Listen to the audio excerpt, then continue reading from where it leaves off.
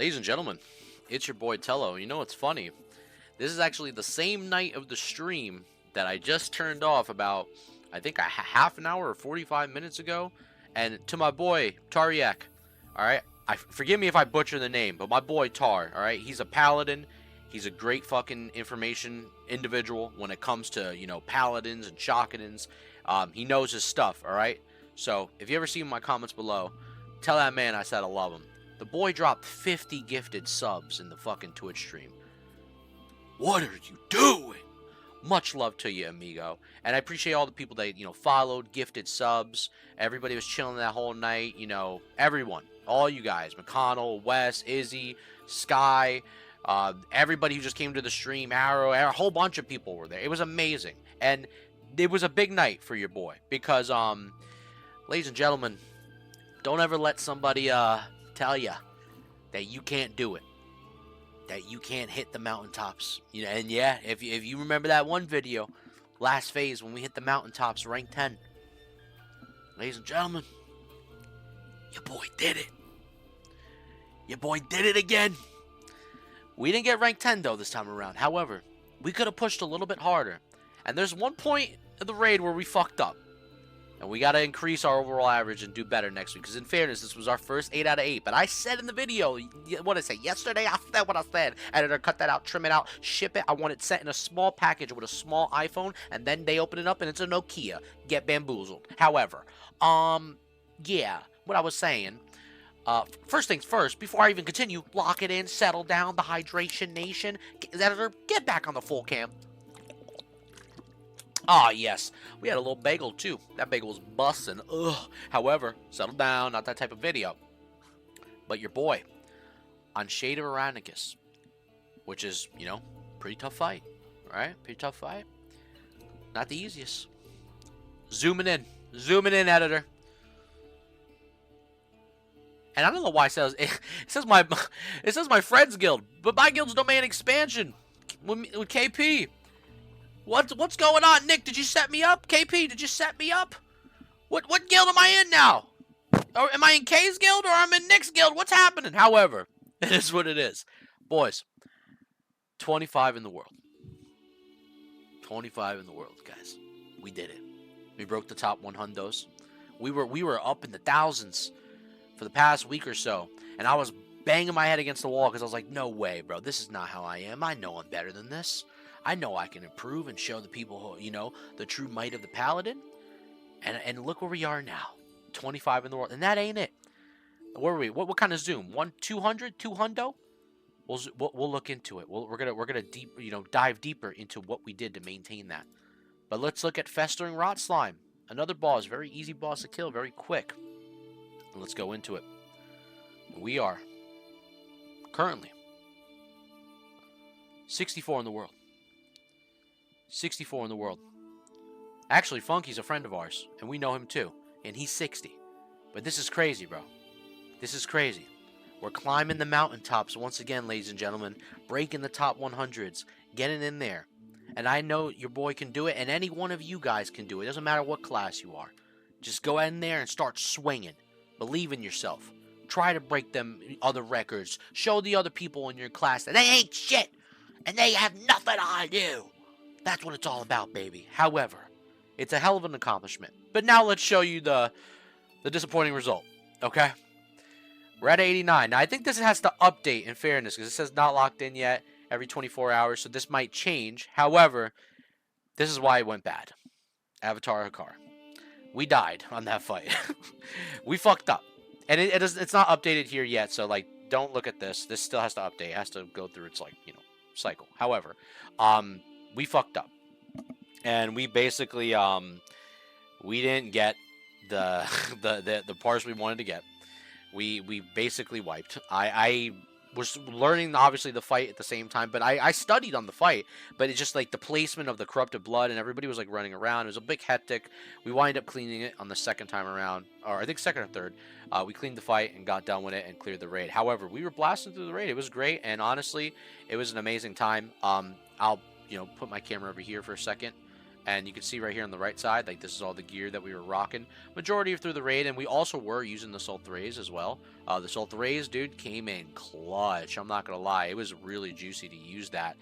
So we're gonna be looking at the logs in general. So we can actually zoom out a little bit here and take a look at what we did to have such high upkeep on Aranicus as well. So let's look, obviously, the buffs. The buffs are very important to, look forward to. A big thing, is having DMF, right? You need to have your world buffs, your Songflower Serenade, which we had a good job with the Songflower. Somebody mentioned it in the comments, and I'm sure you'll say it in the comment below. It was me who told you to do this. Much power, much love, and respect to that individual. I think it was with a K. I forgot. Oh my gosh, I'm sorry. My brain is fried. However, basically it was like, yo, when you kill the Jamal the Prophet, boon your stuff until you get to, um, Hazas or whatever, Morphos, pretty much, whatever. You know what I'm getting at. The guy who sends you below with the elementals, right? And then, unboon, so you have the Serenade still, so it still lasts. But overall, we had no wipes the entire raid until the very end of Hakar, because that was our raid's, like, guild's first time doing that.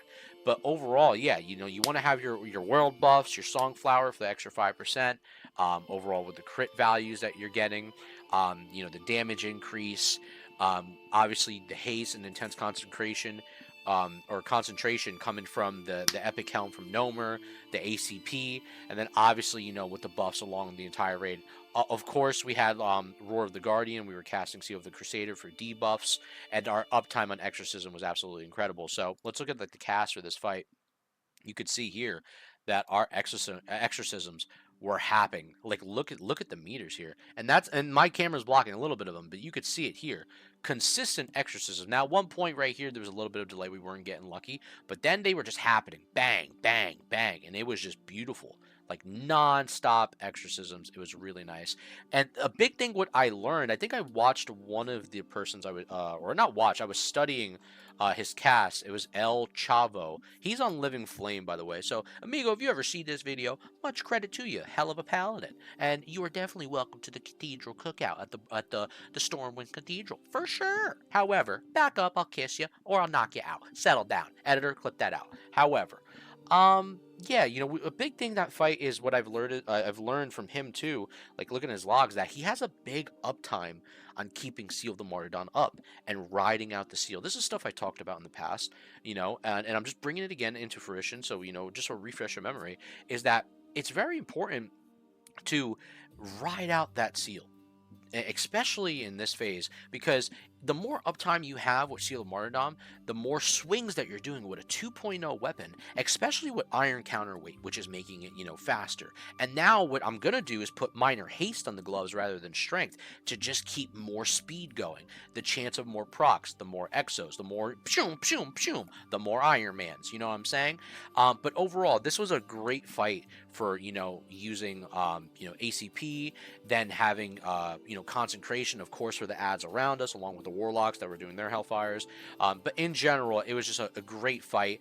Consecration, believe it or not, was actually awesome. Now, we didn't have like massive uptime with it, but overall, it was, we popped it about 1, 2, 3, 4, 5, 6, 7, 8, 9, 10, 11, about 11 times. And just because I wanted to help control with the ads around and keep them in one position, it was just amazing. Obviously, it says 11 here. What am I doing? Counting like a toddler. Unbelievable. But in general, it was an amazing fight. It was dope to see how the rotation worked out in particular, because I was a little confused whether I had to focus on ads. I remember a week ago when we were like struggling with the raid, and I was like, oh, do I gotta focus on ads? Like, this is weird. Should I play with just Hammer of Righteousness? Now, don't get me wrong, the Hammer of the Righteousness build with one-handed, especially if you got a Wall of the Dead and Flurry Axe, you're going fucking hard and you're doing hella damage to everything around. So there's some sims obviously that I even seen with Surveillant, much credit to him, and another amazing paladin, that showed like from fucking unbelievable numbers, like past 15, 16, 1700 damage, some crazy shit. But overall, it's completely busted Hammer of the Righteousness. And in a good way. Just because something's busted doesn't mean it's bad. I mean, it's just busted. Now, maybe some people don't like it, but hey, whatever. Argue in the comments below. That's not what the video is about. The video is about how we did this boss. And basically, we played off the sapper charges. We actually had some high explosive bombs. We would throw those when they were off cooldown from the sapper charge. Because the sapper charge is 5 minutes and the bombs is like 2, I believe. So we were playing off of that. The Roar of the Guardian, which is, I believe, the Roar of a Guardian is a 5-minute cooldown. I think it's a 5-minute cooldown, if I'm correct. Let's see Roar of the Guardian. Roar of the Guardian is... Let's see. Let's click it and go to Wowhead real quick, just to make sure. Does it not show? Does it not show what it is? Roar of the Guardian? Oh, hold on. We'll go to WoW Sims. WoW Sim it real quick. Roar of the Guardian is a 5-minute cooldown. Correct. Yes, it is a 5-minute cooldown. Let's show you guys here, just so you see it. 5-minute cooldown right here. Bang, bang, bang. So, yes. We were, keeping on top of that. Now, maybe it could have been better to have like a flat 18, like the Gyro or Avenger Void Pearl. Completely up to you. If you had the 420B Gyro from last phase from Nomer. Completely up to you. And maybe I could have played this better and not used so many concentrations. But in general, dude, we were giving back. Like, I shit you not. We were giving back so much fucking mana. It was actually insane. Hold on, can we monitor mana here? Is this possible? To monitor mana? I think it is. Like, dude, look, look at, even with the other paladins gaining 46 mana, gaining. And then look at the bottom below here, underneath my camera, right here, this highlighted number, 7,087 mana gained. Raw gain 8,716. And there was other paladins. We had 2 other paladins in raid.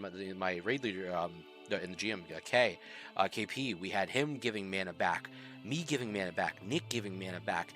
The entire raid was taken care of with fucking mana. Seal of Martyrdom mana returns were fucking insane. Like it is like busted values now, where it feels good to have multiple paladins in a raid. Now, in a way, this is what I always wanted for paladins, to just have supreme utility within raid. And it feels amazing to bring them. The more paladins, the better. However, I do think this is a hindering and a scary stance versus a potential Divine Storm Seal of Command in the future. They're going to have to do something crazy to make that, viable, and then have to want to bring a ret paladin that is a Seal of Command player with Divine Storm. If they make twisting better, if they make Divine Storm buff to the point where it gives so much more health back to the raid to 3 or 4 party members, or what it does in terms of damage, how much nuke damage it does for cleave. And they're going to need to go to the drawing board and work with something like that if they're not already cooking in the kitchen. So, Agrin, keep it in the comments below. Much love to you, amigo. However, it is insane. Martyrdom is actually fucking nuts. It is really good to have multiple paladins. And yeah, in general, just keeping the cast up, having all your buffs and your consumables, your mongooses, your grilled squids, your dragon breath chilies. What else? You have your elixir of the giants, the arcane power. So that's 5, okay? 5 for you right there. Zoom in on the fucking hand, lock it in. However, yeah, don't make me bust one. Not that type of video. But for sure, yeah, having all your consumables. Now, the Fire Ward is a little bit fucking nuts. You don't need to do that if you don't want to. But if you're trying to go over the top and hit the tippy top of the mountaintops and look down and be like, Pain, almighty push, then yes, you could get the Fire Warders for fucking 20 gold a pop. Insane. How you doing, bots? Send some to Tello Rat. Settle down, don't ban me. However, but yeah, it's pretty crazy. Well, and we'll look at the summary of the gear too, just like I showed you before. It's like, we're not really doing a lot of different changes. What we're doing throughout the fight is we're just switching out Pummeler. Now, sometimes it's tricky with log websites, and I talked with this with Nick too, and he brought this up too. You got to look at the damage done, because it won't show you if a person is switching to Soul Thrays, and you might be confused. It's like, oh shit, this dude's just using Pummeler the whole time, or maybe this warrior's just using this weapon the whole time. You got to look at the damage done, if there's any chance on hit effects being happening here, because look right here, it shows you Soul Thrays. I'm using it. It's clear as day. Soul Thrays is right here. So it obviously procced. I believe it procced 2 times. It says 2 out of 1, but I'm assuming 2 times. Regardless, overall, in general, it is really good to have. The chili, look how much hits from the chili, 18. Very important. One of my favorite consumables in the game is Dragon Breath Chili. I love it. It's just a consume. But yeah, having that, putting on your Crusader auras, throwing your bombs, the wild strikes, the vengeance procking, just insane. The amount of stuff that you are getting. Oh, and the Echoes of the Dread, because now we have the 15 AP to the shoulders, and on top of its equip ability from the shoulders that procs a lot, which is really nice. All these different procs that are happening. It's a proc fiesta, okay? I don't even know what game we're playing anymore. So you know what? Proc onto the comments below and proc a nut. Settle down. I told you it was not that type of video. Clip it out. However, yeah. It's really just amazing. I think the goal is, especially if you're doing Shade or if you're doing like Festering Rot Slime, because Rot Slime's a quicker fight. So we can look at the cast here, and you can even see here, like I kept, Martyrdom up majority of the time, because I really wanted to just bang out the exorcisms. 16% of my total damage of anything came from just exorcism. 25 exos we got during that, and then we threw some consecrations down just in case, because I didn't want to miss out on any type of damage. Obviously now with consecration, if you're having the Wrath rune on your helm, that crits, and you can proc vengeance, and the further procs we're doing, the more better it is. And obviously using Hammer of Wrath, which is incredible to basically spam those out there and just start executing the boss as much as you can. And we only got one off, but it's fine. It is what it is. But in general, the whole purpose of, like, obviously, me doing this video, me showing you obviously like where we're at right now. Oh, let's exit that right there. Yeah, Hakar, I was totally an idiot on that. I definitely am looking to obviously change that fucking number and improve and get that somewhere in the 90s, whether it's 90 or 99 or maybe on 100, whatever it is. But we'll see what these numbers update tomorrow, and then I'll get a better idea and a better look. Maybe put it on Twitter or something. Who the fuck knows? However, though, amigos, the whole point of this video is to remember to tell yourself to lock it in. If you want to hit these ranks, and obviously this is not for everybody. This is obviously, if you're, the casuals, this ain't obviously like what you're interested in, and that's totally fine. Like I'm not shitting on anybody. Come on, boys. It's me. It's me. It's me you're talking to. Back up. I'll kiss you. However, you can do it, is what I'm saying. Anybody could do it. Let me tell you the truth, dude. I didn't fucking know what I was doing when hardcore WoW was out. I never even played the Paladin class before. It always intrigued me. I was always motivated and like seeing people play it, and I was like, damn, man, Paladin seems fun as fuck. It's just, it's kind of badass, I'm honoring the light over here, doing what's right for the good fight. However, I'm spitting like I didn't even know it right there. But regardless, I didn't know what to do. I learned, I did the research, I studied, I watched the videos, watching all different types of paladins, and over time, I just picked it up. And if you're willing to put, the time in and learn, the class, you can get a lot out of it. And obviously with SOD, a lot of, good things and bad for paladins in general. But overall, I'm happy with the progress. I'm looking forward to many positive changes in the future.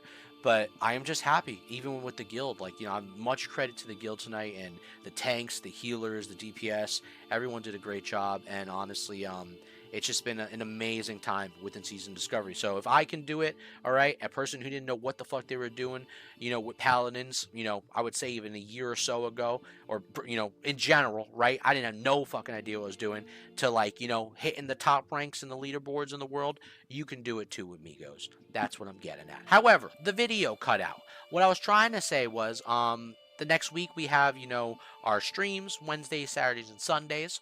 And then also we have a new character we're leveling up on Crusader Strike for the Horde, so we'll probably be leveling up a Warlock just for fun, and hanging out with the boys over there, the combat kids and stuff like that, and my friend Izzy, and it's gonna be a good time with that too. Starting from level 1, fresh, to see how tough it really is, and give it a shot with that. So overall, in general, good times, and I hope to see y'all all in the next one. All right. You gonna zoom in on this camera or what? I'm gonna do it too. Unbelievable. Keep on keeping on, amigos. I'll see you later. Peace. I think I'm gonna